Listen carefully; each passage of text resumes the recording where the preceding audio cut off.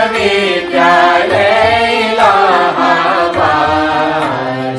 जय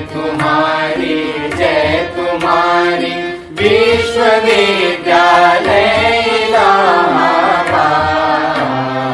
ज्ञान उद्गम ज्ञान संगम ज्ञान के इतिहास। ज्ञान उद्गम ज्ञान संगम ज्ञान के इतिहास।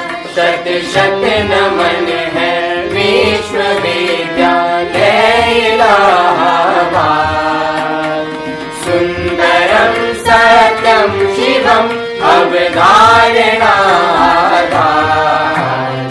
जय तुम्हारी विश्वविद्यालय।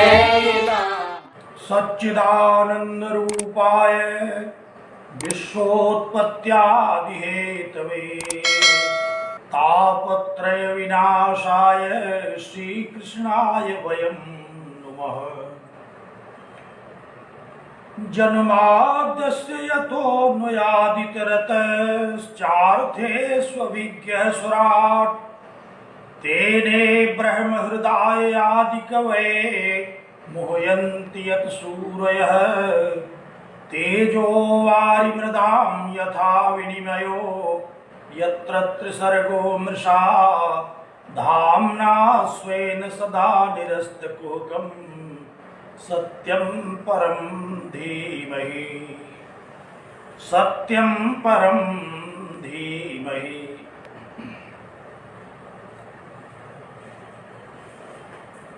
अपनी अलौकिक ज्ञान परंपरा के द्वारा अखिल विश्व को दे दीप्यमान करने वाले महिमा मंडित इलाहाबाद विश्वविद्यालय प्रयागराज के संस्कृत विभागीय परास्नातक उत्तरार्ध के प्रिय छात्रों छात्राओं पूर्व छात्रों और वेदांतानुरागी सज्जनों, प्रतिदिन की भांति हम लोग ब्रह्मसूत्र शांकर भाष्य पर चर्चा के लिए एकत्र हो रहे हैं।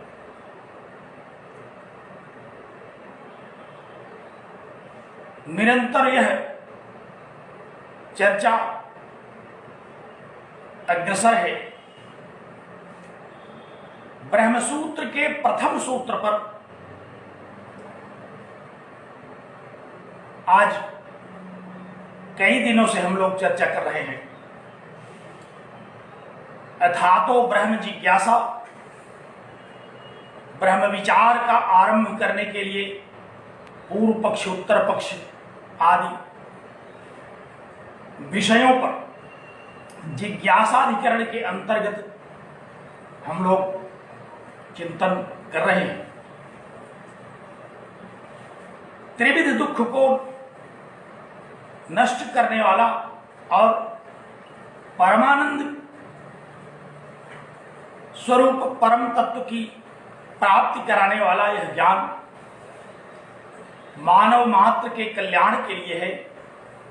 यह महनीय ज्ञान आप लोगों का कल्याण करे।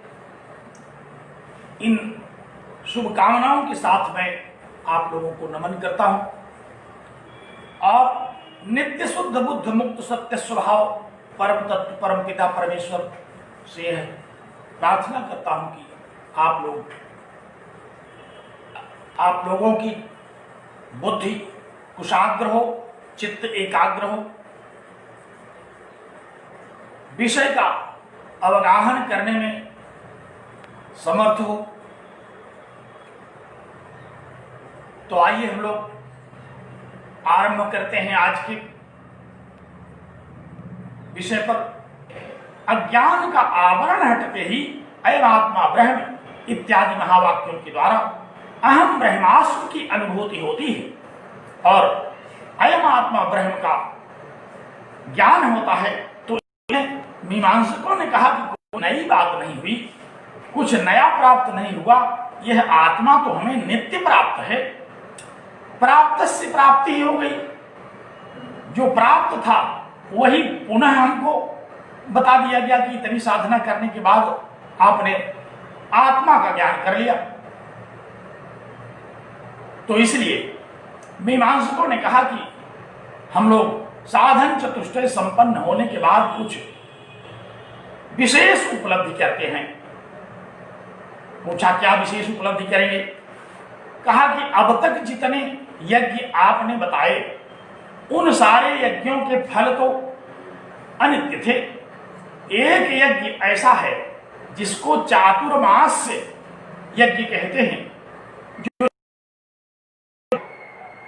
और उस 4 महीने चलने वाले यज्ञ के द्वारा जो फल मिलता है वह फल विनाश रहित होता है। वह जो 4 महीने का यज्ञ होता है चातुर्मास से, उसका जो फल है वो विनाश रहित होता है, उसका विनाश नहीं होता और वह स्वर्ग की प्राप्ति करा देता है।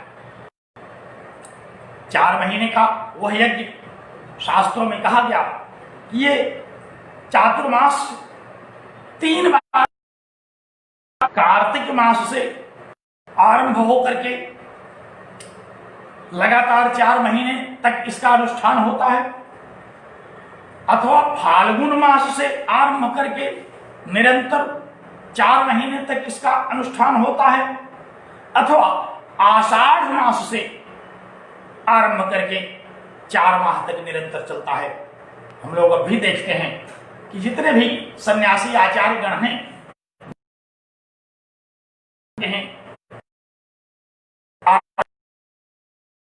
किसी एक स्थान पर रह करके अपने आरंभ किए रहते, और इसका फल क्या है? इसका फल है स्वर्गलोक की प्राप्ति। स्वर्गलोक पर व्यक्ति को स्वर्ग की होती है।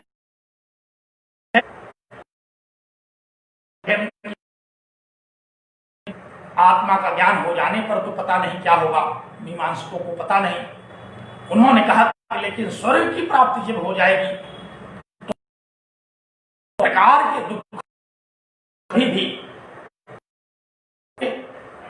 वृद्धावस्था नहीं आएगी, मृत्यु और बहुत दिन तक 36 करोड़ वर्ष तक हम स्वर्ग का अनुभव करेंगे।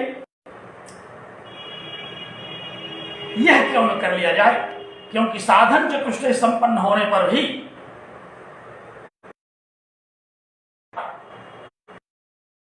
है वह हमको नहीं दिखाई पड़ रहा है, क्योंकि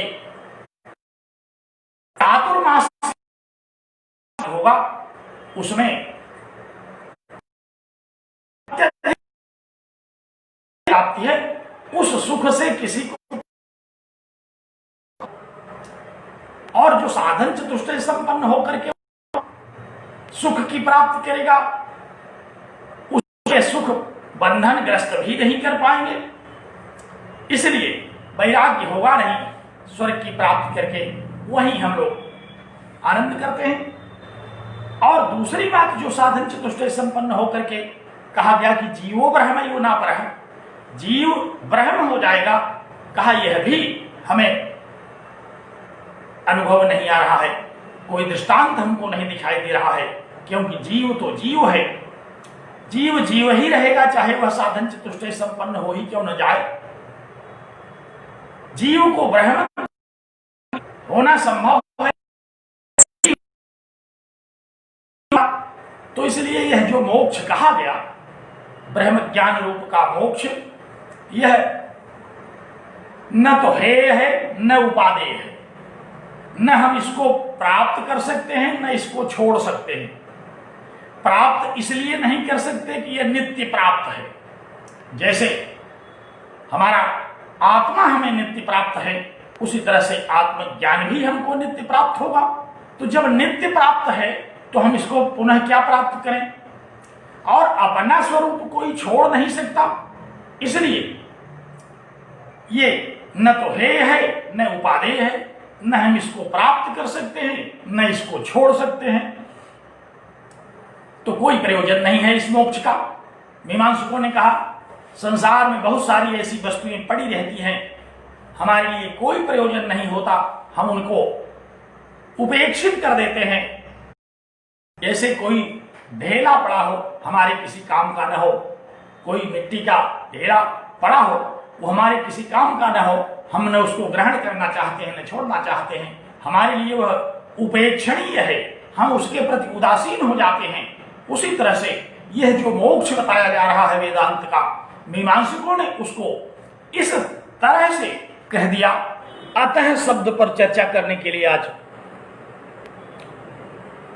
एकत्र हैं। पहले अथ शब्द की चर्चा की गई और आप लोगों ने समझा अथ का तात्पर्य है साधन चतुष्टय के अनंत, और अथ शब्द के द्वारा अधिकारी का निरूपण किया गया। साधन चतुष्टय संपन्न होकर के ब्रह्म विचार करना चाहिए। भगवान भाष्यकार ने विविध तर्कों, हेतुओं, श्रुतियों, स्मृतियों आदि के द्वारा अथ शब्द का तात्पर्य स्पष्ट किया, और अब सूत्र में आए हुए द्वितीय शब्द अतः शब्द का तात्पर्य स्पष्ट करते हैं। कहते हैं कि अतः शब्दो हेत्वर्थः, अतः शब्द है और हे अर्थ है।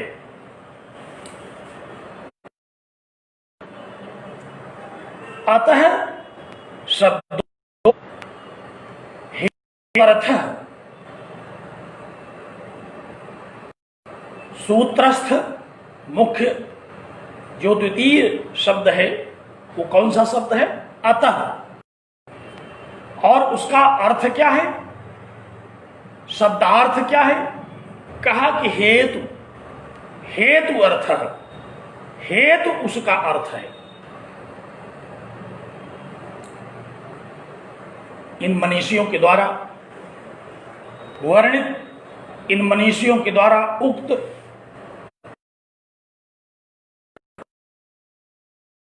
हैं, हम लोग बहुत दिनों से परिचित हैं। शब्द से भी हम लोग बहुत थे।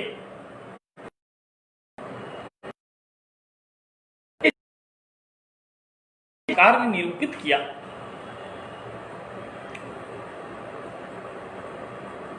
उसी तरह से अतः शब्द पर भी अब अपना भाष्य आरंभ करते हैं। मीमांसा, ब्रह्म मीमांसा, तर्क मीमांसा, इन मीमांसाओं पर भगवान भाष्यकार की यह जो अद्भुत शैली है प्रशंसनीय है, ध्यान देने योग्य है। तो ध्यान दीजिए,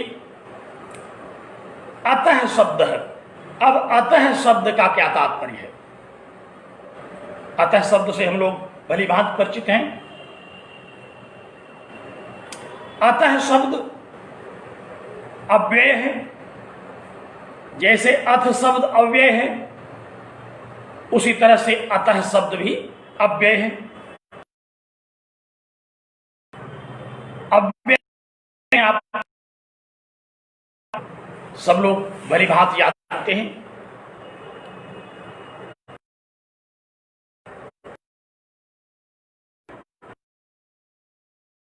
से तहसील प्रत्यय करके अतः शब्द, अतः यदि हम ध्यान दें तो इदम से तहसील प्रत्यय करके अतः बनता है। के शब्दार्थ हैं। अतः माने इस कारण, इसलिए, फलतः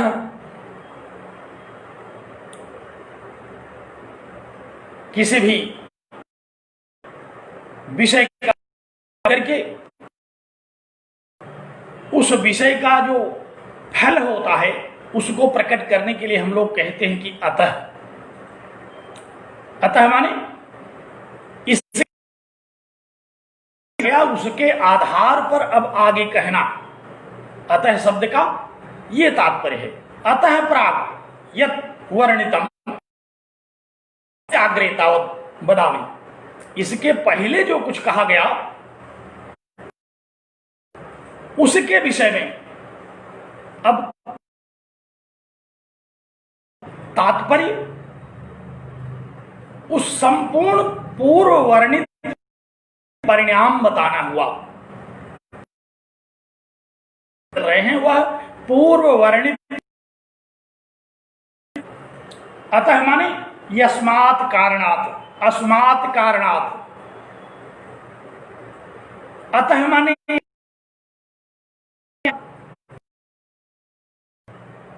तो अतः शब्द के विविध विविध तात्पर्य हैं, परंतु उन विविध तात्पर्यों में इस सूत्र में सूत्रकार ने जिस अतः शब्द का प्रयोग किया उसका क्या तात्पर्य है। क्योंकि एक शब्द के जितने अर्थ हो सकते हैं वे सारे अर्थ तो एकत्र संगत नहीं होंगे। ये नियम है, सकृत प्रयुक्त है शब्द है सकृतमेव अर्थम गमेत। एक बार प्रयुक्त किया गया शब्द एक अर्थ देता है, ये नियम है। एक बार जो शब्द हम प्रयुक्त करते हैं वह अपने प्रसंग के अनुकूल एक ही अर्थ रूप से प्रकट करता है। अमुख्य रूप से हो सकता है कोई और अर्थ प्रकट करे। जैसे हम लोगों ने देखा अथ शब्द के विषय में मुख्य अर्थ तो उसका था साधन चतुष्टय संपन्न होने के अनंतर, और अमुख्य अर्थ क्या था? अमुख्य अर्थ उसका था मंगल। क्योंकि श्रवण मात्र से ही, अथ शब्द के श्रवण मात्र से ही मंगल हो जाता है, तो मुख्य अर्थ तो एक ही होगा। वहां भी हम लोगों ने एक ही अर्थ ग्रहण किया जो मुख्य अर्थ था। तो यहां भी अतः शब्द का कोई एक अर्थ ग्रहण करने योग्य होगा जो विषयानुकूल होगा, जो विषय के अनुसार संगत कहा जा सकता है। तो भगवान भाष्यकार ने कहा कि अतः शब्द का तात्पर्य, अतः शब्द का अर्थ यहां हेतु है। अतः शब्दों हेतु अर्थ है।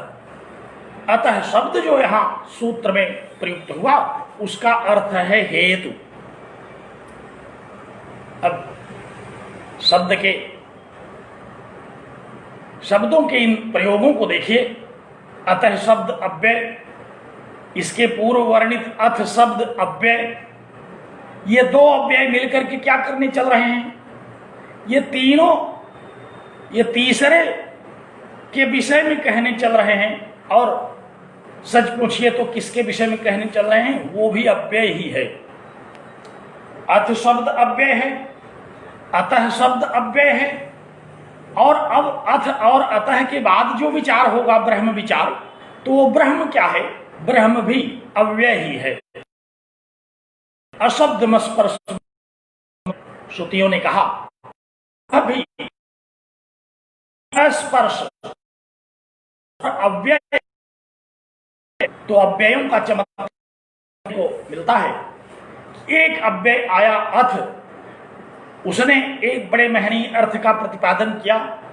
दूसरा शब्द आया अतः, अब यह भी किसी महनीय अर्थ का प्रतिपादन करने चल रहा है। और ये दोनों मिलकर के जिस महनीय तात्पर्य में पर्योषित होने चल रहे हैं वह जो ब्रह्म तत्व है जिसका विचार करना है वह भी तो अव्यय ही है। क्योंकि श्रुतियां उसको कहती हैं कि अव्ययम, जिसका एक रूप है, जो अद्वैत है, जो विविध रूपों में नहीं है, वह है। जिसका विकार नहीं है, जिसमें किसी विकृति नहीं आती, उसे अव्यय कहते हैं।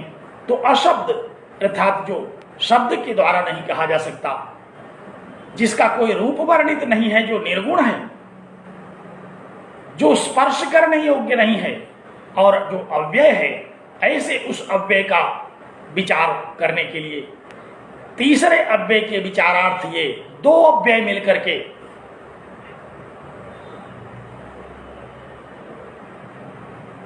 तात्पर्यार्थ को वर्णित करने के लिए तत्पर हैं। तो हम लोग अतः शब्द पर विचार कर रहे हैं कि अतः शब्द है हेतु अर्थ है। अतः शब्द हेतु का अर्थ देता है। अब ये हेतु शब्द भी बड़ा विशद है, बड़ा व्यापक है। हेतु माने कारण। हेतु शब्द का शब्दार्थ हम लोग जानते हैं, हेतु माने कारण। और अब कारण के विषय में भी हम लोग जब विचार करने चले तो कारण कई प्रकार के हैं। उपादान कारण, निमित्त कारण, समवायी कारण, असमवायी कारण, विविध प्रकार के कारण हैं। तो ये जो हेतु अपने में समन्वित करके चलता है। अब हेतुओं में भी यहां कौन सा हेतु है, क्योंकि हेतु पूर्ववर्ती भी होता है, परवर्ती भी होता है, समवर्ती भी होता है।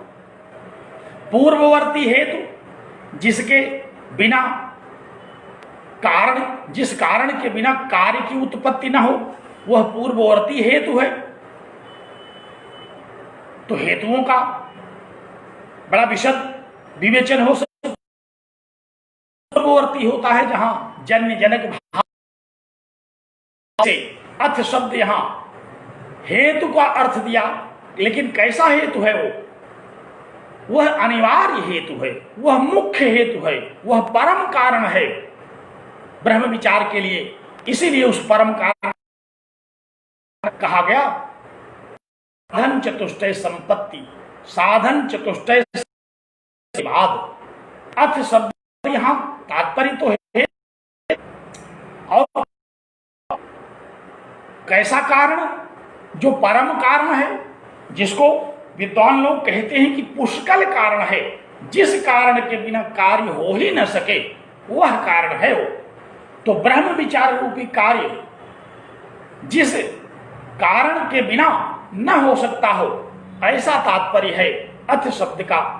तो वहां भी अर्थ शब्द भी मुख्यतः, प्रधानतः, अनिवार्यतः हेतु को ही ग्रहण किए हुए है। लेकिन वह हेतु कैसा है? वह पूर्ववर्ती कारण है, जिसके बिना कार्य न हो सके, ब्रह्म विचार रूपी कार्य जिसके बिना न हो सके, ऐसा कारण अर्थ शब्द के द्वारा वर्णित किया गया। और वह कारण हम लोगों ने समझ रखा है, वही कारण है साधन चतुष्टय संपन्न होना। और अब यहां ये जो अतः शब्द आया, ये भी हेतु का अर्थ देने आ गया। अब हम लोगों के सामने एक जिज्ञासा उठती है कि आखिर अर्थ शब्द ने तो परम हेतु को बताया, मुख्य हेतु को बताया, अनिवार्य हेतु को बताया,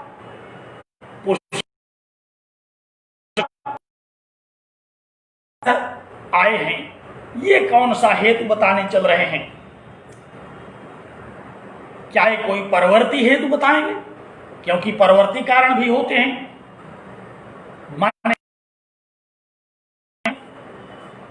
परवर्ती कारण माने प्रयोजन, उद्देश्य। जैसे कोई व्यक्ति आता है तो हम लोग पूछते हैं भाई आप किस कारण आए, तो वह जो कारण हम लोग पूछते हैं वह उनके प्रयोजन को इंगित करता है, वो परवर्ती कारण है। अध्ययनाय वसत की तरह, जैसे हम लोग अध्ययन के लिए यहां रहते हैं तो अध्ययन परवर्ती कारण है, परवर्ती हेतु है उस प्रयोजन की सिद्धि के लिए हम तो जो है वो पूर्ववर्ती है, जो मुख्य कारण के रूप में कहा जाता है, जिसके बिना कार्य न हो सके। जैसे उपादान कारण, समवाय कारण, इनके बिना कार्य नहीं हो सकता। आप लोग समवाय कारण खूब पढ़ चुके हैं, उपादान कारण भी पढ़ चुके हैं, दोनों में फर्क भी जानते होंगे। बहुत विस्तृत विवेचन न करके इतना समझ लीजिए कि समवाय कारण और कारण एक ही है। न्याय की भाषा में जब हम उसको कहते हैं तो वह समवाय कारण है, जैसे पट का समवाय कारण तंतु, जैसे घट समवाय कारण मिट्टी, और यह उपादान क्या है? उपादान भी वही है। पट का उपादान कारण है तंतु, घट का उपादान कारण है मिट्टी।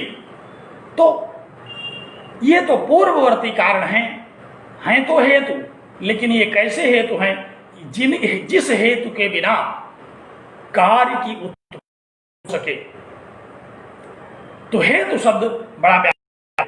हेतु शब्द के बहुत सारे तात्पर्य हैं। यहां कौन सा तात्पर्य है, हम लोग इस विषय में विचार कर रहे हैं। उसी तात्पर्य को भगवान भाष्यकार ने प्रकट करना, अपने भाष्य के द्वारा प्रकट करना उचित समझा, क्योंकि बिना भाष्य के द्वारा समझाए हम लोग हेतु शब्द का तात्पर्य न समझ पाते। तो उन्होंने पहले तो शब्दार्थ बताया। हेतु शब्द का क्या शब्दार्थ है? हेतु शब्द है, हेतु तो शब्द हुआ, और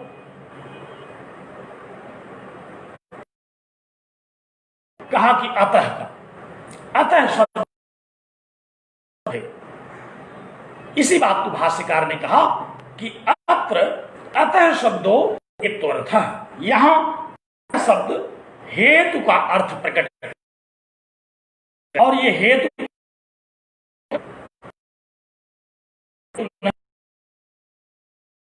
के विषय में हम लोगों ने अथ के द्वारा समझा था, लेकिन है यह भी एक बहुत महत्वपूर्ण हेतु। उस मुख्य हेतु के बाद यह एक और हेतु यहां आता है, ब्रह्म विचार में कारण बनता है, जो ब्रह्म हेतु है। तो हेतु अर्थ ब्रह्म विचार का हेतु इस अतः शब्द के द्वारा भी आते हैं। लेकिन ये कैसा हेतु है? कहा कि ये तार्किक हेतु है, सम्मत हेतु है। इसको तर्क युक्त कारण कहते हैं। जैसे अभी हमने बताया कि कारण कई प्रकार के हैं, पूर्ववर्ती कारण भी है, परवर्ती कारण भी है, समवर्ती कारण भी है, और तर्कयुक्त कारण भी होता है। तो यहां किस कारण की चर्चा करने चल रहे हैं? कहा ये जो कारण है, यहां जो अतः शब्द का हेतु अर्थ हुआ, ये हेतु कारणवाची तो है, लेकिन कौन सा कारण है? कहा कि ये तर्कयुक्त कारण प्रस्तुत करता है। अतः शब्द के द्वारा हम लोगों ने जिन हेतुओं को समझा, उससे पृथक हेतु का यहां कथन करने के लिए अतः शब्द आया। यह अतः शब्द तर्कयुक्त कारण प्रस्तुत करेगा, तर्कयुक्त प्रमाण प्रस्तुत करेगा। इसलिए सूत्र में वर्णित जो अथ शब्द है और जो अतः शब्द है, ये दोनों ही हेतु के तात्पर्य को प्रकट करने के लिए यहाँ प्रयुक्त हैं। लेकिन अथ शब्द ने मुख्य हेतु प्रकट किया, और अतः शब्द जो है प्रकट करने के लिए आता है। तो तर्कपूर्ण जो हेतु है, अब हम लोग उस पर विचार करते हैं। यह एक विशिष्ट शब्द तो मुख्य हेतु था, मुख्य अतिथि की तरह, और ये जो अतः शब्द हैं, ये विशिष्ट हेतु हैं, ये विशिष्ट अतिथि की तरह हैं। इनको समझे बिना भी हम सूत्र के समग्र अर्थ को नहीं समझ पाएंगे। इसलिए यहां शब्द का अर्थ भगवान भाष्यकार ने विस्तार से बताना आवश्यक समझा, क्योंकि बिना अथ के बाद अतः शब्द को समझे हम सूत्र में आए हुए इस अतः शब्द का ठीक से विवेचन नहीं कर पाएंगे, ठीक से इसको समझ नहीं पाएंगे। तो अब यह कौन सा तर्कपूर्ण हेतु प्रस्तुत करता है, इस पर भाष्यकार कहते हैं। भाष्य की पंक्तियों को देखिए। भाष्य की पंक्ति पर दृष्टि डालिए। अतः शब्दो हेत्वर्थ यस्माद् वेद एव अग्निहोत्रादि नाम श्रेयः साधना नाम अनित्य फलताम दर्शयति। अब अतः शब्द को प्रकट कर रहे हैं भगवान भास्कर, और हम लोगों ने यह देखा कि ये तर्कपूर्ण हेतु है, तर्क युक्त कारण है। तो तर्क में दो शब्दों के द्वारा यहां आए हुए तर्कों का निराकरण करेंगे आचार्य। दो शब्द आए यहां, एक तो आया यस्मात्, आपने यस्मात् वेद एवं अग्निहोत्रादि नाम, इसमें यस्मात् शब्द आया, और इस यस्मात् शब्द के द्वारा जो वर्णन उपसंहार करेंगे मात के द्वारा यथो, तो यहां इन दो शब्दों के द्वारा हम लोग इस अतः शब्द का तात्पर्य समझने चल रहे हैं। यस्मात् से क्या तात्पर्य है? यस्मात् माने क्योंकि, जिस कारण से। तो कहा कि यस्मात् वेद एव, क्योंकि वेद ही अग्निहोत्रादि नाम श्रेय साधना नाम अनित्य फलताम दर्शयति। कहा कि वेद जो है यह अग्निहोत्र को श्रेय की प्राप्ति का साधन नहीं मानता है। ध्यान से सुनिए, अतः शब्द के द्वारा क्या कहना अभीष्ट है? वेद ही, जो वेद अग्निहोत्रादि का विधान करता है, जो वेद स्वर्ग की प्राप्ति के लिए अग्निहोत्रादि का विधान करता है, वही वेद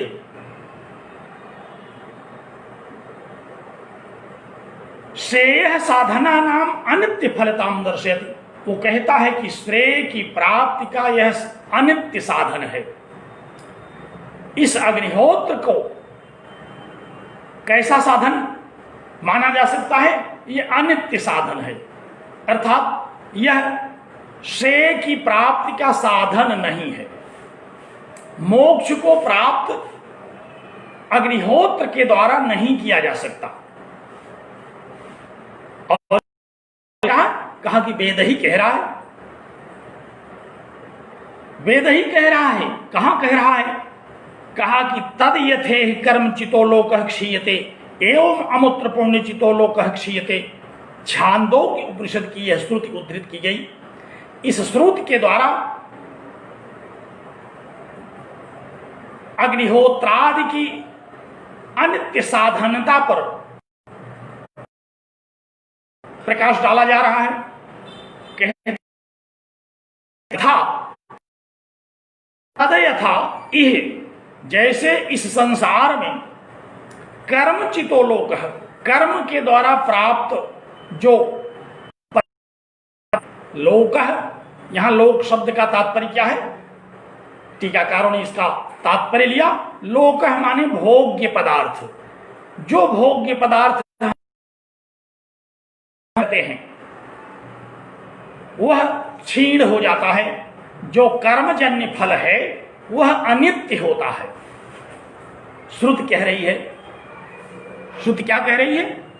श्रुति कह रही है कि तदयथा, जैसे यहां संसार में, इस जगत में कर्मचितो लोकः क्षीयते, कर्मों के द्वारा, चितः माने अर्जित, कर्मों के द्वारा एकत्र किया गया, कर्मों के द्वारा चुना गया, चीये, चयने धातु है यहां चितः शब्द में। तो कहा कि जैसे कर्म के द्वारा चुना गया जो फल है, कर्म के द्वारा प्राप्त किया गया जो फल है, वह नष्ट हो जाता है, वह भोग्य पदार्थ भोग करके छीण कर दिया जाता है। एवं इसी प्रकार यथा जिस प्रकार से कर्म के द्वारा प्राप्त भोग्य पदार्थ भोग के द्वारा समाप्त कर दिया जाता है, उसी तरह पुण्यचितो लोकः क्षीयते, पुण्य के द्वारा चुना गया जो फल है, पुण्य के द्वारा प्राप्त किया गया जो स्वर्गादि लोक है, वह भी क्षीयते, वो भी नष्ट हो जाता है। तो वेद ही कह रहा है इस बात को, वेद ही इस विषय का निरूपण कर रहा है कि जैसे कर्म के द्वारा प्राप्त किया गया भोग्य पदार्थ भोग करके हम लोग उसको समाप्त कर देते हैं, उसी तरह से पुण्यचितो लोकः, जो पुण्य के द्वारा प्राप्त होने वाला फल है, पुण्य के द्वारा प्राप्त होने योग्य जो भोग्य पदार्थ है, वह भी क्षीयते, वो भी नष्ट हो जाता है। इस बात को किसने कहा? इस बात को छांदोग्य उपनिषद ने कहा। इस बात को वेद ही कह रहा है। तार्किक हेतु प्रस्तुत किया, एक तार्किक प्रमाण प्रस्तुत किया, और इस तार्किक प्रमाण को प्रस्तुत करने की आवश्यकता क्यों पड़ी? आवश्यकता इसलिए पड़ी कि बार बार मीमांसकों ने विविध रूप से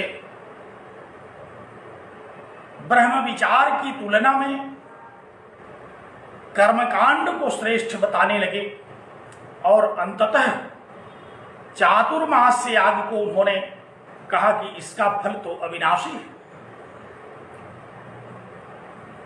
तो मीमांसा के इस मंतव्य पर अब तार्किक हेतु प्रस्तुत करते हैं भगवान भाष्यकार, और इस तार्किक हेतु में वेदों को ही तर्क का अंग बनाते हैं। वेद की श्रुतियों को, वेद के मंत्रों को, उपनिषदों को, श्रीमद् भगवद गीता आदि स्मृतियों को अपने मीमांसा के इस निराकरण हेतु तर्क के रूप में उपस्थित करते हैं। तो भाष्य की पंक्ति को देखिए, मैं चर्चा कर रहा था कि भगवान भाष्यकार ने एक वाक्य में मीमांसा के इस पूर्व पक्ष को धराशायी कर दिया अपने तर्क के द्वारा। श्रुति पर आधारित अपने प्रवण तर्क वाक्यों के द्वारा उन्होंने मीमांसकों को चुप करा दिया। वह कौन सा तर्क है? उसी तर्क को हेतु के रूप में अतः शब्द के द्वारा जो सूत्रकार को अभीष्ट है, उसे भगवान भाष्यकार उपस्थित कर रहे हैं। मैं संकेत कर रहा था कि यहां यस्मात् और तस्मात् इन दो शब्दों के द्वारा भगवान भाष्यकार इस तार्किक हेतु, यस्मात् और तस्मात् माने इसलिए, तर्क में हम लोग इसी प्रकार के शब्दों से आरंभ करते हैं और इसी तरह से उसको संपन्न करते हैं।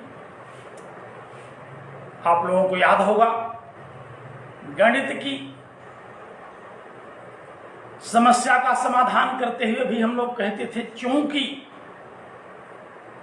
इसलिए, ये चूंकि, क्योंकि,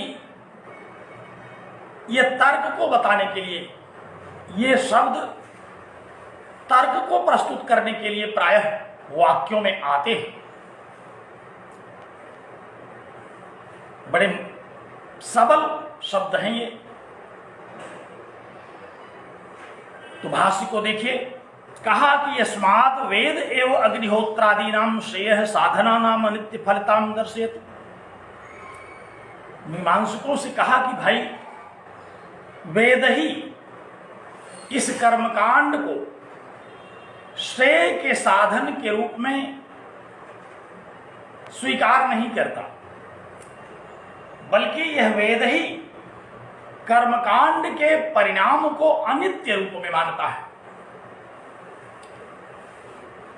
क्योंकि वेद ही इस विषय को, इस कर्मकांड को अनित्य मानता है, इसलिए ब्रह्म विचार करना चाहिए।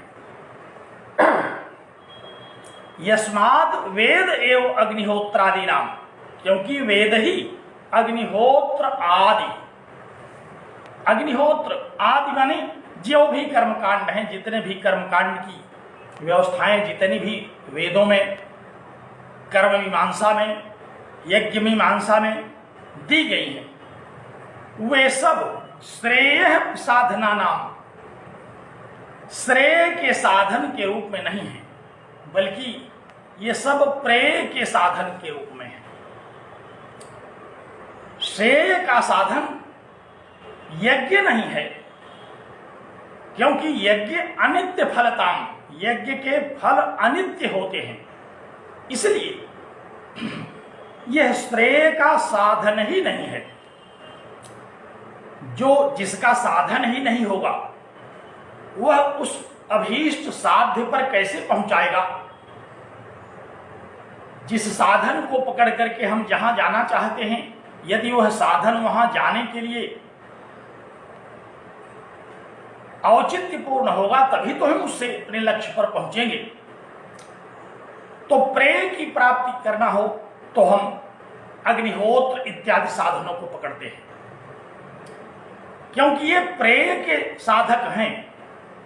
ये मनुष्य के काम्य कर्मों को पूर्ण करते हैं। जो कामनाएं हमारे मन में उठती हैं, उन कामनाओं की पूर्ति के लिए यज्ञादि की व्यवस्था दी गई है।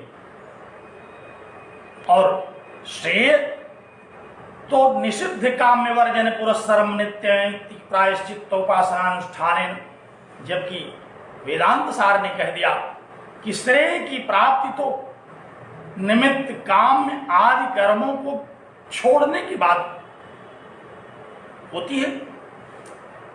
श्रेय की प्राप्ति इन काम्य कर्मों में मन लगाने से नहीं होगी। काम्य कर्मों में मन लगाने से तो प्रेय की प्राप्ति होगी। इसलिए कहा, एक श्रुति छांदोग्य उपनिषद का यह श्रुतिवाक्य उद्धृत करते हुए भगवान भाष्यकार ने तार्किक प्रमाण प्रस्तुत किया, श्रुति सम्मत तर्क दिया। तर्क कहीं श्रुति सम्मत, कहीं स्मृति सम्मत, कहीं व्यवहार सम्मत, अनेक प्रकार के तर्कों को प्रस्तुत करने में परम निष्णात भगवान भाष्यकार हैं। उन्होंने सोचा कि अब इन श्रुति वालों को श्रुति के ही बल से चुप कराना चाहिए, क्योंकि जब तक श्रुति के बल से इनको चुप नहीं कराया जाएगा, तब तक ये कुछ न कुछ बोलते ही रहेंगे। इनकी ही भाषा में अब इसको समझा दिया जाए। लोग व्यवहार में भी कहते हैं कि अब आपकी भाषा में मैं आपको समझाना चाहता हूं। तो इन कर्मकांडियों को इस श्रुति की भाषा में समझाना आरंभ किया। कहा कि छांदोग्य उपनिषद कह रहा है इन यज्ञों के विषय में। क्या कह रहा है? कहा कि तद यथा इह कर्मचितो लोकः क्षीयते, जैसे, यथा माने जैसे, इह इस संसार में कर्मचितो लोकः,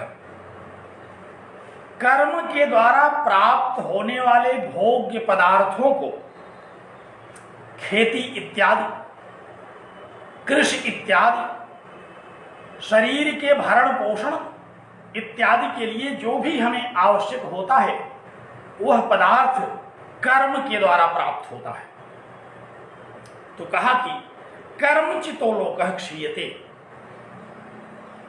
इस संसार में जैसे शरीर के लिए जो भोग्य पदार्थ हैं वे कर्म के द्वारा प्राप्त होते हैं और भोग लेने के बाद क्षीयते, नष्ट हो जाते हैं। जैसे ही उस कर्म फल के रूप में प्राप्त सामग्री का उपभोग कर लिया, वह सामग्री समाप्त हो जाती है।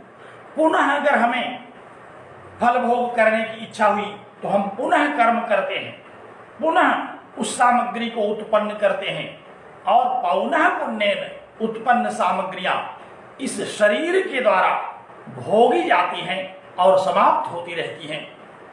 तो कहा कि इस संसार में जैसे खेती इत्यादि के द्वारा उत्पन्न की जाने वाली भोग सामग्रियां भोग हो जाने के उपरांत समाप्त हो जाती हैं, क्षीण हो जाती हैं, नष्ट हो जाती हैं, एवं इसी तरह से अमूत्र स्वर्गादि लोकों में भी पुण्य चितोलोक है, पुण्य के द्वारा जो भोग्य लोक प्राप्त किया जाता है वह क्षीयते इति, वह नष्ट हो जाता है। छांदोग्य उपनिषद क्या कह रहा है? कह रहा है कि जैसे इस संसार में कर्मादि के द्वारा अर्जित खेती इत्यादि, कृषि इत्यादि लौकिक पदार्थों की प्राप्ति होती है और भोग करके हम उसको समाप्त कर देते हैं, पुनः उत्पन्न करते हैं, फिर समाप्त हो जाती है। बारंबार यह एक प्रक्रिया, यह एक श्रृंखला चलती रहती है। एवं माने उसी प्रकार अमूत्र माने स्वर्ग आदि लोगों की जो प्राप्ति है, कैसे होती है स्वर्ग आदि लोगों की प्राप्ति? हम लोगों ने पढ़ा, यज्ञ के द्वारा,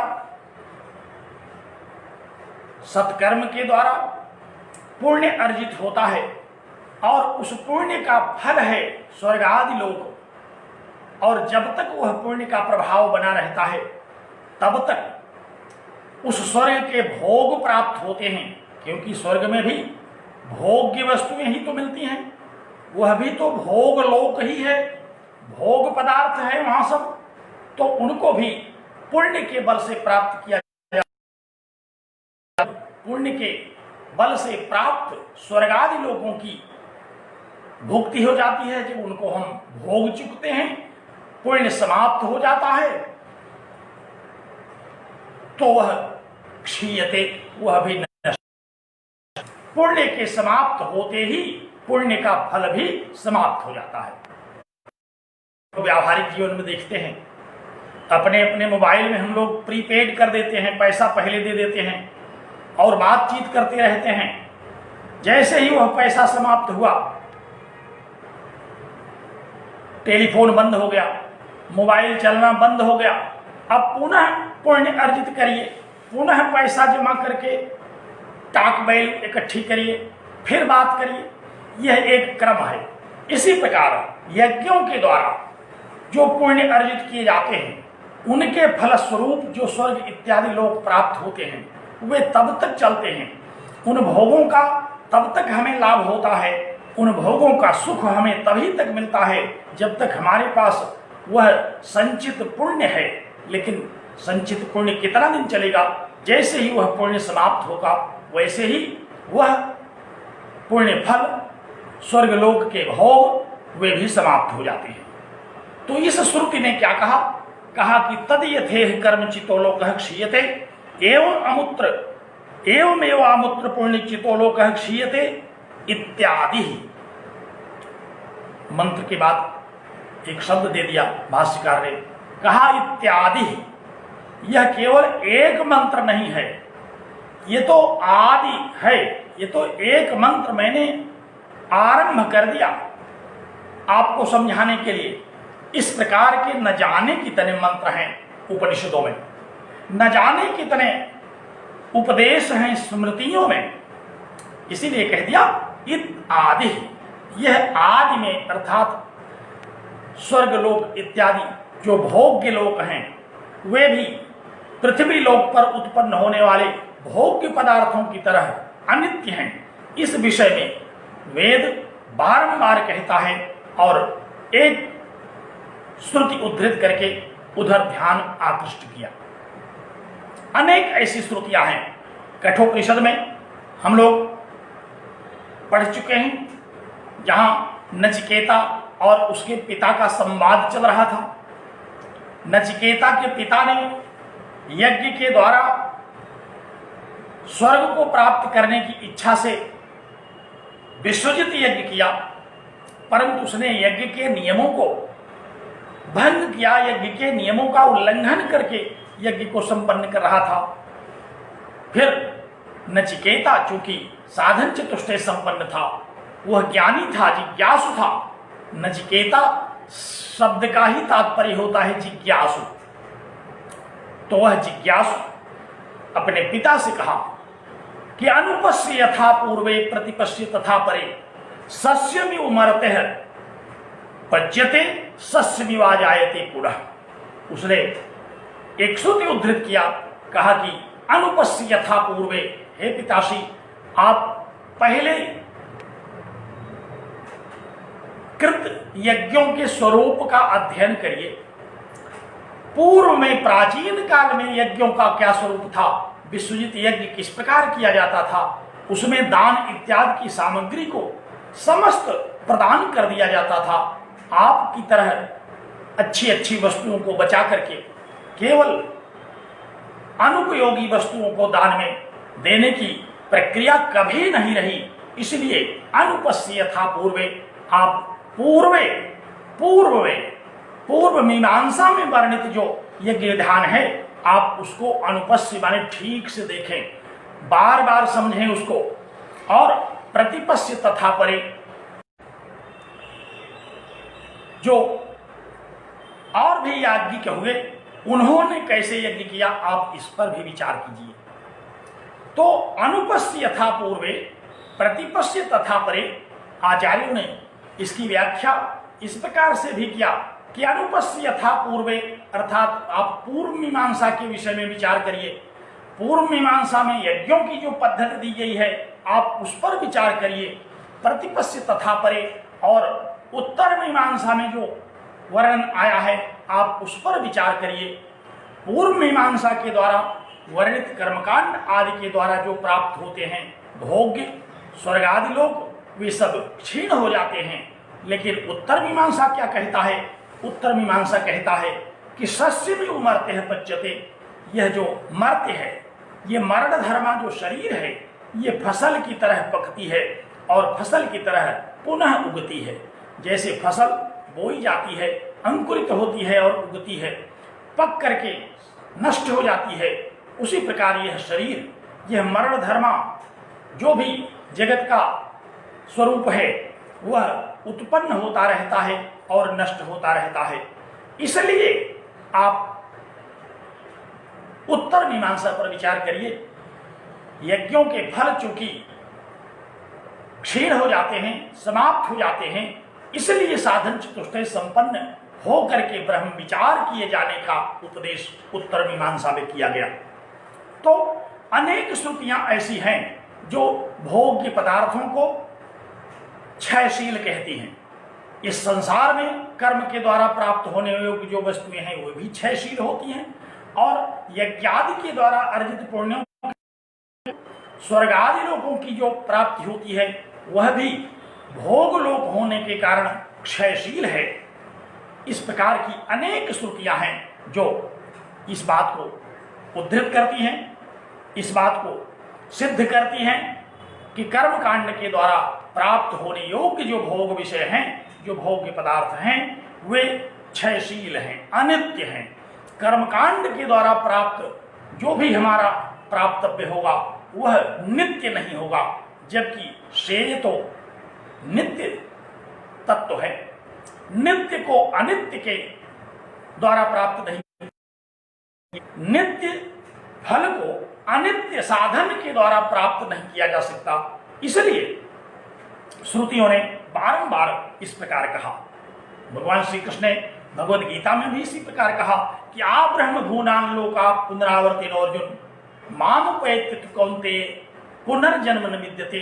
कहा कि हे अर्जुन, आ ब्रह्म भुवनान लोकान, जितने भी भुवन हैं, भुवन माने भवंति भूतानि, अत्र जहां प्राणी पैदा होते हैं, जहां प्राणी रहते हैं, उसी को भुवन कहते हैं। भवंति भूतानि यत्र इति भुवनम, जहां प्राणी पैदा हो वे भुवन हैं।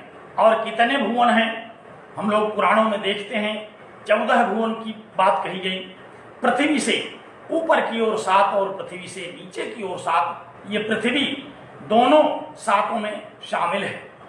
तो ये जितने भी भुवन हैं, जितने भी लोक हैं, जितने भी प्राणियों के रहने के लिए भुवन हैं, भुवन माने भवन, भवन रहा जाए जहां, तो आप ब्रह्म भुवनान लोकान, पृथ्वी से लेकर के ब्रह्मलोक तक, पृथ्वी से लेकर के पाताल लोक तक जितने भी भुवन हैं, जहां जहां भी ये प्राणी आते हैं, उत्पन्न होते हैं, ये सब पुनरावर्ती अर्जुन, पुनरावर्ती है। ये बारंबार आते हैं और जाते हैं। किसी भी लोक में जहां भी प्राणियों का आविर्भाव हुआ, प्राणियों ने अपने कर्म फल के रूप में उन भुवनों में जो भी लोक प्राप्त किया, अर्थात भोग्य वस्तु प्राप्त किया, वे भोग पुनरावर्ती हैं, अर्थात उत्पत्ति विनाशशाली है।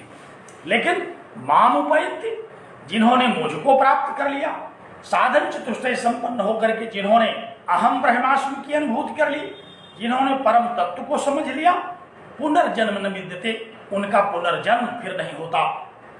वे इन 14 भुवनों में किसी भी भुवन में किसी भी प्रकार की भोग्य वस्तुओं की कामना नहीं करते और वे पुनर्जन्म से छूट जाते हैं।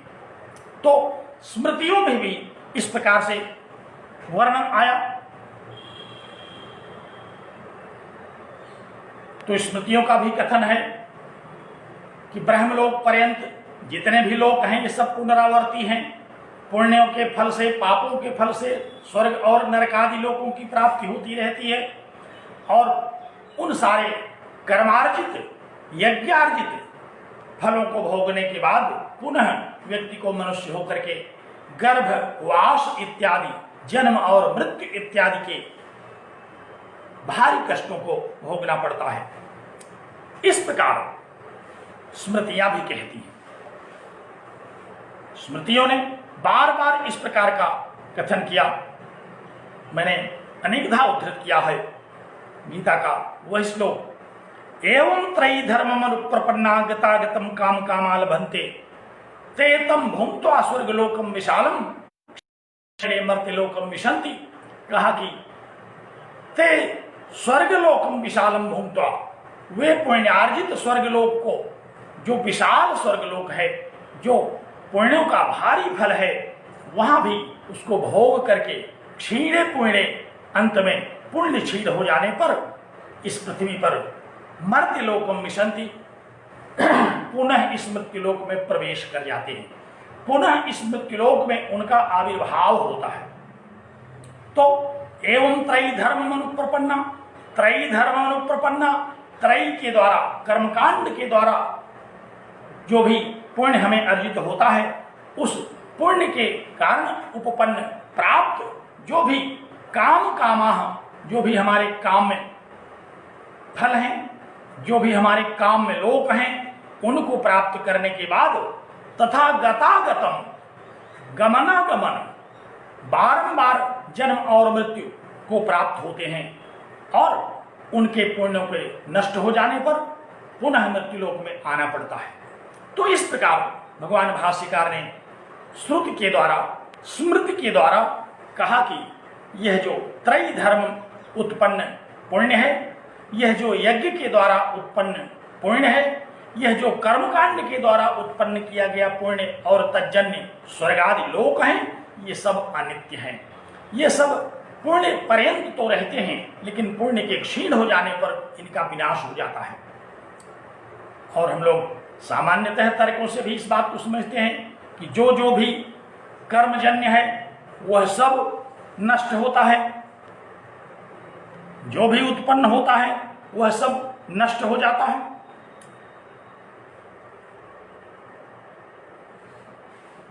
यद्यत् कार्यम तत्तद अनित्यम, जो कार्य है, जो भी कर्म फल है वह नष्ट हो जाता है। और यज्ञों के द्वारा प्राप्त जो लोक है वह भी नष्ट हो जाता है, भले ही वह बहुत दिनों के बाद नष्ट हो, परंतु विनाशशील स्वभाव उसका भी है। तो इस प्रकार से केवल ब्रह्म सत्य है, ततो अन्यत् अखिलम आर्तम, उसके अतिरिक्त और सब कुछ जो है वह मिथ्या है। जो भी कर्म फल है वह मिथ्या है। इसलिए चाहे इस जन्म का कर्मार्जित भोग्य पदार्थ हो अथवा अन्य स्वर्ग आदि लोकों के लिए पुण्यार्जित भोग्य पदार्थ हो, ये सब नष्ट हो जाते हैं। पुण्य का समापन होते ही इनका विनाश हो जाता है इत्यादि। भगवान भाष्यकार ने एक श्रुति उद्धृत करके इस प्रकार की बहुत सारी श्रुतियों की ओर ध्यान आकृष्ट किया, स्मृतियों की ओर ध्यान आकृष्ट किया, और सूत्र तो यह कह ही रहा है। तो कहने का आशय यह हुआ कि अखिल प्रस्थान त्रयी में इस विषय का प्रतिपादन बारंबार देखने को मिलता है कि जो जो भी कर्मज है, जो जो भी कर्मफल है, वह अंततः विनाश को प्राप्त होता है। तो तद यथा कर्मचितो लोकः क्षीयते एवं अमूत्र पुण्य चितो लोकः क्षीयते। जैसे इस लोक में कर्मजन्य फल नष्ट होते हैं, उस तरह से पुण्यादि कर्मों के द्वारा उत्पन्न जो स्वर्गादि लोकों के भोग हैं वे भी नष्ट हो जाते हैं। इस बात को इस श्रुति से उद्धृत किया और ये तर्क दिया श्रुति सम्मत, स्मृति सम्मत। तथा अगली पंक्ति को देखिए, यहां तो तद यथा यथा से कहा, और अब तथा से क्या कहते हैं? कहा कि तथा ब्रह्म विज्ञानादपि परम पुरुषार्थम दर्शयति। कहा कि और ब्रह्म विज्ञान के विषय में सुनिए, उत्तर मीमांसा के विषय में सुनिए, वेदांत के विषय में विचार कीजिए, साधन चतुष्टय संपन्न होकर के ब्रह्म विचार करने वालों की क्या गति होती है उसको सुनिए। वे क्या प्राप्त करते हैं? यज्ञों के द्वारा तो पुण्य और पुण्यों के द्वारा स्वर्गलोक की प्राप्ति हुई, तथा लेकिन ब्रह्म विज्ञान के द्वारा क्या प्राप्त होता है? कहा यहां कुछ प्राप्त नहीं होता। यह कोई कर्मफल उत्पन्न करने वाला विचार नहीं है। ब्रह्म विज्ञानाद अपि परम पुरुषार्थम दर्शयति। ब्रह्म विज्ञान के द्वारा परम पुरुषार्थ का प्रदर्शन किया गया, परम पुरुषार्थ के विषय में उपदेश किया गया। परम पुरुषार्थ क्या है? पुरुषार्थ चतुष्टय हम लोग पढ़ते हैं, धर्म, अर्थ, काम और मोक्ष, इन चारों को पुरुषार्थ चतुष्टय कहते हैं। धर्म और मोक्ष के बीच में रहने वाले ये अर्थ और काम हैं। अर्थ और काम धर्म जन है। धर्म के द्वारा हम क्या प्राप्त करते हैं? कहा धर्म के द्वारा हम अर्थ की प्राप्ति करते हैं, यश की प्राप्ति करते हैं, पद की प्राप्ति करते हैं, प्रतिष्ठा की प्राप्ति करते हैं, और अन्य जितने भी काम में वस्तुएं हैं उनको प्राप्त करते हैं। पूर्व मीमांसा के द्वारा इन तीन पुरुषार्थों पर चर्चा की गई, धर्म, अर्थ और काम। और ये तीनों पुरुषार्थ क्या करते हैं? कहा कि ये तीनों गतागतम काम कामाल बनते, ये केवल काम में वस्तुओं को प्राप्त कराते हैं। चाहे इस लोक की काम में वस्तु हो, चाहे स्वर्गलोक आदि की काम में वस्तु हो, ये कर्म कांड के द्वारा प्राप्त होता है। लेकिन ब्रह्म विज्ञानात् अपि परम पुरुषार्थम आपनोति। ब्रह्म विज्ञान के द्वारा तो परम पुरुषार्थ, जो चरम पुरुषार्थ है, जो पुरुषार्थ चतुर्थ जो पुरुषार्थ है, यत्र गत्वा न निवर्तन्ते, जहां जाकर के मनुष्य पुनर्जन्म की प्राप्ति नहीं करता, जहां जाकर के मनुष्य के समस्त कर्म क्षीण हो जाते हैं, उस प्राप्ति की बात कही गई। श्रुतियों ने भी इसी को कहा कि ब्रह्म विज्ञान से क्या होता है? कहा कि ब्रह्म वेद ब्रह्मयु भवति। जो ब्रह्म को जानता है वो ब्रह्म ही हो जाता है। यहां कुछ पाने जैसी बात, खोने जैसी बात नहीं है। ब्रह्म विचार से, ब्रह्म ज्ञान से कुछ वस्तु नहीं प्राप्त होगी। शरीर के भोग के लिए, इंद्रियों को संतुष्ट करने के लिए, इंद्रियों की तृप्ति के लिए कोई पदार्थ उत्पन्न नहीं होगा, बल्कि परम पुरुषार्थ में आपनोति, वह परम पुरुषार्थ को प्राप्त करता है। वहां तो अद्वैत ब्रह्म का विचार है, और उसी अद्वैत ब्रह्म के विषय में उठने वाले जितने भी अज्ञान हैं, जो भी तद विषयक अविद्या है, उसी का विनाश होता है। ज्ञाते द्वैतम न विद्यते, श्रुतियों ने अनेकधा इस विषय का कथन किया कि ज्ञाते द्वैतम न विद्यते, जैसे ही वह परब्रह्म ज्ञात हो जाता है, जैसे वह आत्म तत्व अवगत हो जाता है, द्वैतम न विद्यते, फिर कोई दूसरा उपस्थित ही नहीं रहता जिसको हम प्राप्त करना चाहें, जिसको हम देखना चाहें, जिसको सुनना चाहें, केवल आत्मस्वरूप ही अवशिष्ट रहता है। तो ब्रह्म विज्ञानाद अभी परम पुरुषार्थम दर्शयति, ब्रह्म विज्ञान के द्वारा परम पुरुषार्थ का ज्ञान कराता है यह वेदांत। ये ब्रह्म विज्ञान, ब्रह्म विचार क्या प्राप्त कराता है? ये परम पुरुषार्थ की प्राप्ति कराता है। और परम पुरुषार्थ क्या है? परम पुरुषार्थ वह पुरुषार्थ है। पुरुषार्थ शब्द का तात्पर्य प्रायः शंकाओं को जन्म देता रहता है।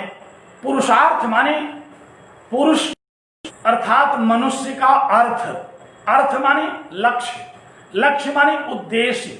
इस मानव जीवन का जो परम उद्देश्य है वह है परम पुरुषार्थ। अर्थ, अर्थ किसे कहते हैं? अर्थते इति अर्थ, जिसको हम प्राप्त करना चाहते हो।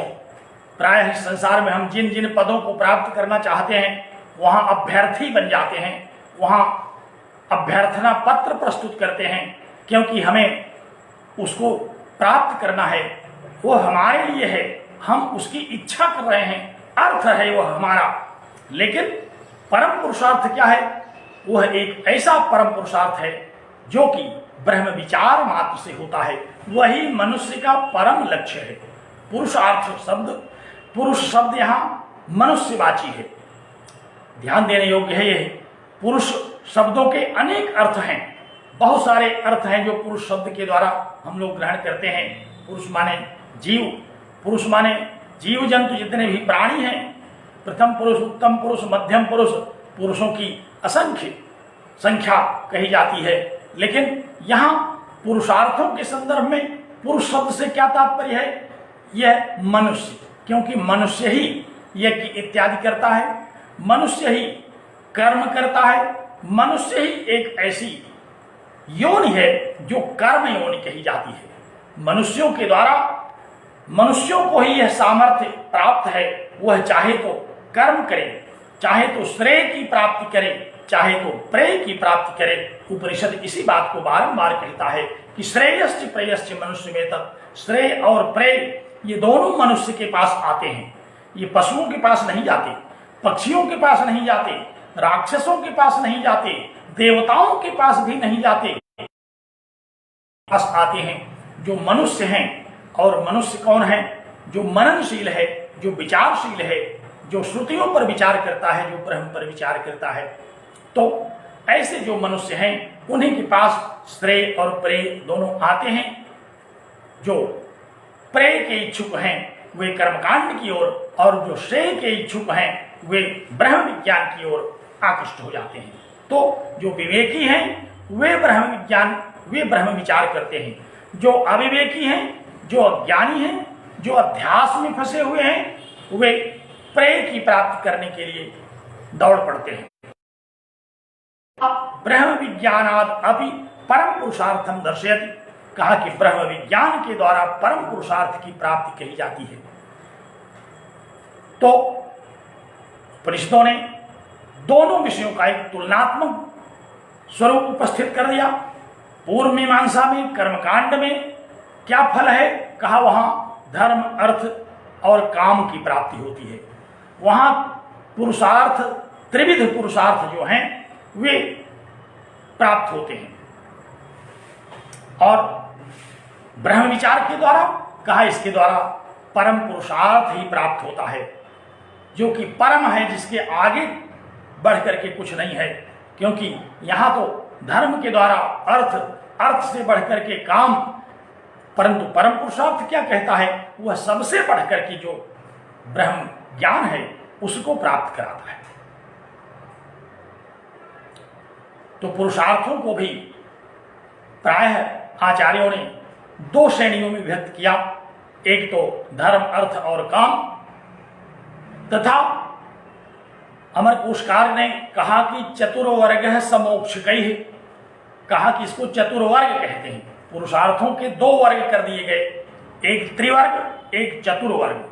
त्रिवर्ग में कर्मजन्य जो पुरुषार्थ हैं, कर्मजन्य जो भोग हैं, उन भोगों की चर्चा आई। तो परम पुरुषार्थ है उसकी चर्चा कही गई। समोक्षकैः अर्थात मोक्ष के साथ ही चतुर्वर्ग की प्राप्ति होती है, नहीं तो जो ब्रह्म विचार नहीं करते वे इसी त्रिवर्ग में पड़े रहते हैं और इस त्रिवर्ग में ही रह जाते हैं, तीनों लोकों में ही फंसे रह जाते हैं। तो वेदांत क्या कहता है? कहता है कि ब्रह्म विज्ञानात् परम पुरुषार्थम दर्शयति, ब्रह्म विज्ञान से, ब्रह्म विचार से परम पुरुषार्थ की प्राप्ति होती है। अनेक प्रकार की श्रुतियां इस प्रकार वर्णित हुई। छांदोग्य उपनिषद में, बृहदारण्यक में मुंडकोपनिषद कहता है कि विद्यते हृदय ग्रंथि छिद्यन्ते सर्व संशयाः क्षीयन्ते चास्य कर्माणि तस्मिन् दृष्टे परावरे। कहा कि जो ब्रह्म विचार करने वाले हैं उनके क्षीयन्ते चास्य कर्माणि, सारे कर्म, संचित क्रियमाण, प्रारब्ध आदि जो कर्म हैं उनका क्षय, और छिद्यन्ते सर्व संशयाः, जितने भी संशय हैं, विद्यते हृदय ग्रंथि, और हृदय की ग्रंथियां जो है, हृदय में जो वासनाएं ग्रंथिबद्ध हैं, दृढ़बद्ध गांठों की तरह नहीं खुल रही हैं, वे भी ब्रह्म विचार से खुल जाती हैं। तो ब्रह्म विचार से हृदय की अनादिकाल से इस जगत के विषयों के प्रति, विषय के भोगों के प्रति बंधी हुई जो ग्रंथि है वह खुल जाती है, और ब्रह्म के विषय में जो भी संशय हैं वे नष्ट हो जाते हैं, तथा संचित क्रियमाण और प्रारब्ध सारे कर्म नष्ट हो जाते हैं। कब? कहा तस्मिन् दृष्टे परावरे, उस परावर को देखने पर, उस परावर के ज्ञान होने पर। ये परावर क्या है? कहा कि अवरेश परः इति परावरः, जो अवरों से भी श्रेष्ठ है, अर्थात जो देवताओं की उपासना है, ब्रह्मा, विष्णु, महेश इत्यादि की जो उपासना है, हिरण्यगर्भ इत्यादि की उपासना है, ब्रह्मलोक तक जाने के लिए जो उपासक लोग उपासना करते हैं वह तो अवर है, और इस अवरों से, इन अवरों से बढ़कर के जो है वह पर है, वो पर ब्रह्म है। वह पर ब्रह्म जो है उसका ज्ञान प्राप्त करने पर ही परम पुरुषार्थ की प्राप्ति होती है। तो इसलिए कहा कि ब्रह्म विज्ञानादपि परम पुरुषार्थम दर्शयति, ब्रह्म विज्ञान से परम पुरुषार्थ की अवगति होती है। तो यहां एक तो कर्मकांड का विज्ञान है, उससे जो अवगति होती है, जो प्राप्ति होती है उसका कथन किया, और ब्रह्म विचार से, ब्रह्म ज्ञान से जो अवगति होती है उससे जो प्राप्तव्य है साधन चतुष्टय संपन्न का, उसका कथन किया कि ब्रह्मविद आपनोति परम, जो ब्रह्मविद है वह परम तत्व को प्राप्त हो जाता है इत्यादि। और यहां भी एक श्रुति के द्वारा कह दिया कि अनेक श्रुतियां ऐसी हैं, एक एक श्रुति को, एक को कर्म कांड के विषय में उद्धृत किया, दूसरे को ब्रह्म कांड के विषय में उद्धृत किया। कहा क्योंकि कर्म कांड से प्राप्त होने वाले फल नष्ट हो जाते हैं और ब्रह्म विज्ञान से प्राप्त होने वाले फल नित्य हैं, अतः माने इसलिए ब्रह्म विचार करना चाहिए। यहां जो अतः शब्द आया वह एक तार्किक हेतु प्रस्तुत किया, श्रुतियों का तर्क उपस्थित किया। कहा कि चूंकि कर्मकांड के द्वारा प्राप्त होने योग्य जो भोग हैं वे सब विनाशशील हैं, उत्पत्ति विनाशशाली हैं, अनित्य हैं, और ब्रह्म विचार के द्वारा जो परम पुरुषार्थ की प्राप्ति होती है वह नित्य शुद्ध बुद्ध मुक्त सत्य स्वभाव परमात्मा का परम ज्ञान है, वह कदापि क्षयशील नहीं है। अतः माने इसलिए ब्रह्म विचार है कर्तव्य है, इसलिए ब्रह्म विचार करना चाहिए। तो ये जो अतः है, इस अतः ने एक तर्क सम्मत हेतु प्रस्तुत किया मीमांसकों के द्वारा कही गई जो भी पूर्व पक्ष के रूप में बातें थी उनको समाहित करने का यह आखिरी हेतु था। इसके बाद मीमांसकों को कुछ नहीं कहना रह गया और वे शांत हुए। कहा कि तस्मात माने इसलिए, अतः का क्या तात्पर्य है? कहा कि तस्मात के पूर्व यस्मात से पूर्व मीमांसा और उत्तर मीमांसा का तार्किक आधार प्रस्तुत किया गया और पुनः अतः शब्द का शब्दार्थ बताते हुए कहा कि तस्मात यथोक्त साधन संपत्त्यानंतरम ब्रह्म जिज्ञासा कर्तव्या। इसलिए यथोक्त साधन संपत्त्यानंतरम, जैसा साधन चतुष्टय की प्राप्ति के विषय में कहा गया है, वेदांत शास्त्र में साधन चतुष्टय की प्राप्ति की साधना का जो वर्णन है उस तरह से ब्रह्म विचार है, ब्रह्म जिज्ञासा कर्तव्या। ब्रह्म की जिज्ञासा कर्तव्या माने करनी चाहिए। यहां भगवान भाष्यकार ने कर्तव्य पद का अध्याहार कर लिया। सूत्र के वाक्य को सरल सुस्पष्ट बताने के लिए उन्होंने कहा कि ब्रह्म जिज्ञासा के बाद कर्तव्य पद का हम यदि अध्याहार कर लेते हैं तो हमें सूत्र वाक्य अर्थ सुविधा से, सरलता से, तर्क सम्मत ढंग से समझ में आ जाता है।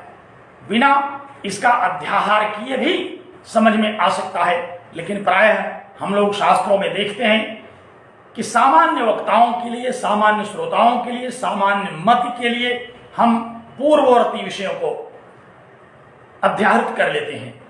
उन समस्त विषयों को अध्याहृत कर लेते हैं जिनको जानने से हमें हमारा अभीष्ट विषय ठीक से अवगत हो। तो भगवान भाष्यकार ने यहां कहा कि ब्रह्म जिज्ञासा कर्तव्या, ब्रह्म जिज्ञासा करनी चाहिए।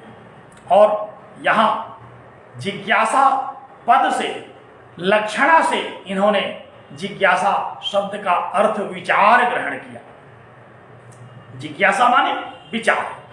मैंने आरंभ में भी संकेत किया था कि जिज्ञासाएं भी अनेक प्रकार की होती हैं। ढेर सारी ऐसी जिज्ञासाएं हैं, होते ही समाप्त हो जाती हैं।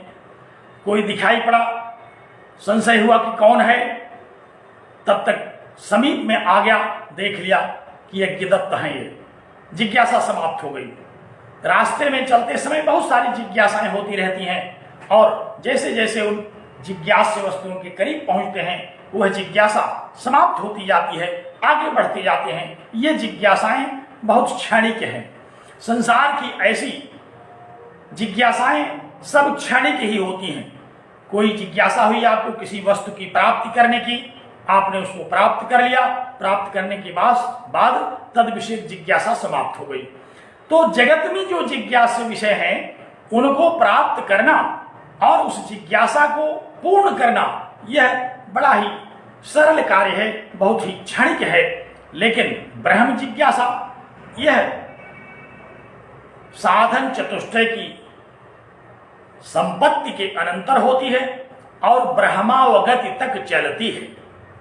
ये ऐसी जिज्ञासा नहीं है जो कि होते ही समाप्त हो जाए।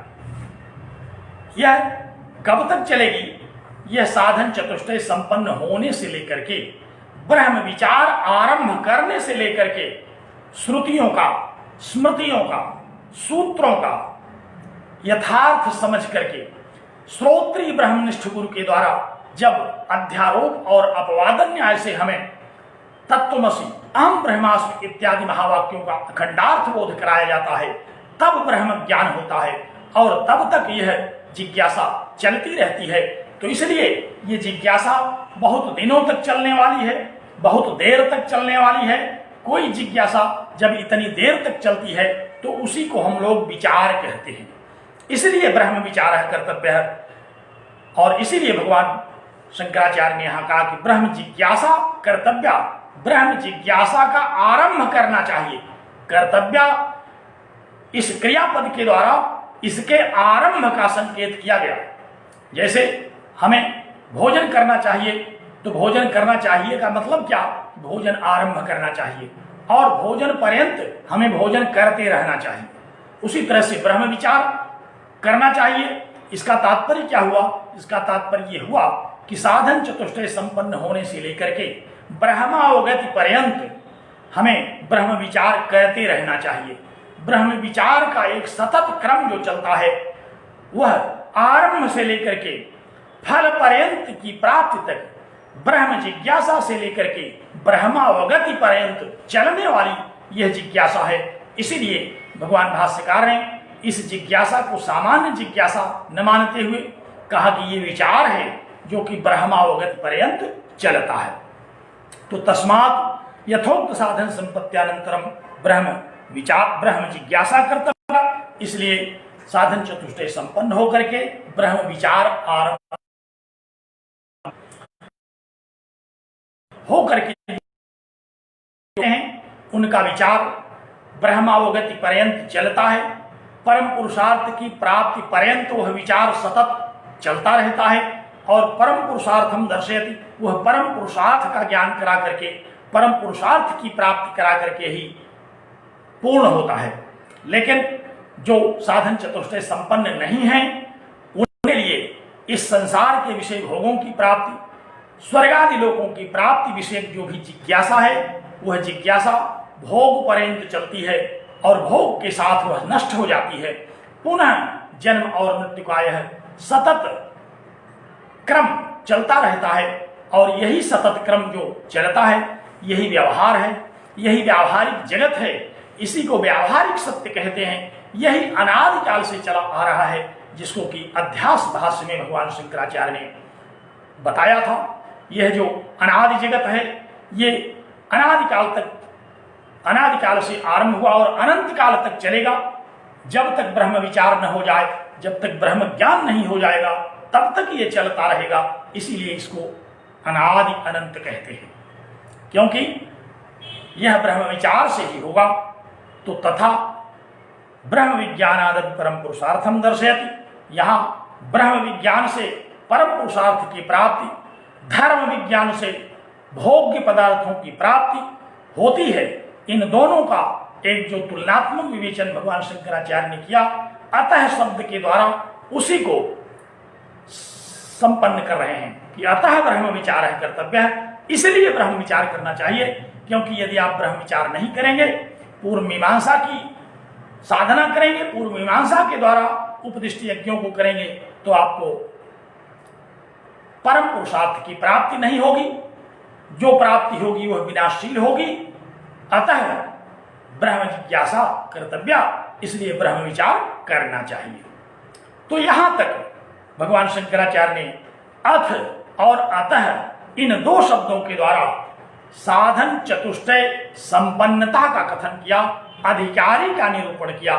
टीकाकार कहते हैं कि एवं अथातः शब्दाभ्याम पुष्कल कारणवतो अधिकारिण्यः समर्थनात् शास्त्रमारब्धव्यम इत्याह। इस प्रकार अथ और अतः के द्वारा, इन दो अव्ययों के द्वारा, अथ के द्वारा पुष्कल कारण को उपदिष्ट किया और अतः के द्वारा तार्किक हेतुओं को उपस्थित किया और हर तरह से सर्वथा सर्व प्रकारेण यह निश्चित हो गया कि ब्रह्म विचार करना चाहिए। ब्रह्म विज्ञान से ही परम पुरुषार्थ की प्राप्ति होती है। अतः ब्रह्म विचार कर्तव्य, अतः ब्रह्म जिज्ञासा कर्तव्य। तो अतः शब्द का निरूपण यहां तक भाष्यकार ने किया। हम लोगों ने अथ शब्द का निरूपण किया और अतः शब्द का निरूपण किया। सूत्रस्थ जो तृतीय पद है वह है ब्रह्म जिज्ञासा। अब इस ब्रह्म जिज्ञासा पर हमें चर्चा करनी, ब्रह्म जिज्ञासा पर पुनः चर्चा करेंगे। यह एक ब्रह्म विचार है कर्तव्य है, आरंभ करने वाला विषय है। तो इसको हम अब आरंभ करेंगे। अब समाप्त के समय इसको आरंभ करना उचित नहीं है, इसीलिए इसको आरंभ करना चाहिए। कर्तव्य से यह अर्थ लक्षित होता है। तो हम ब्रह्म विचार पर कल चर्चा करेंगे। ब्रह्म जिज्ञासा शब्द का क्या तात्पर्य है, सूत्रकार और भाष्यकार के मत के अनुसार इस पर हम कल चर्चा करेंगे। अथ और अतः के भाष्यानुसारी विवेचन के साथ अब मैं आज अपनी वाणी को विराम देता हूँ। बहुत बहुत धन्यवाद आप लोगों को। नमस्कार इस नेटवर्क को जिसने आज हम लोगों का व्याख्यान चलने दिया। नमस्कार।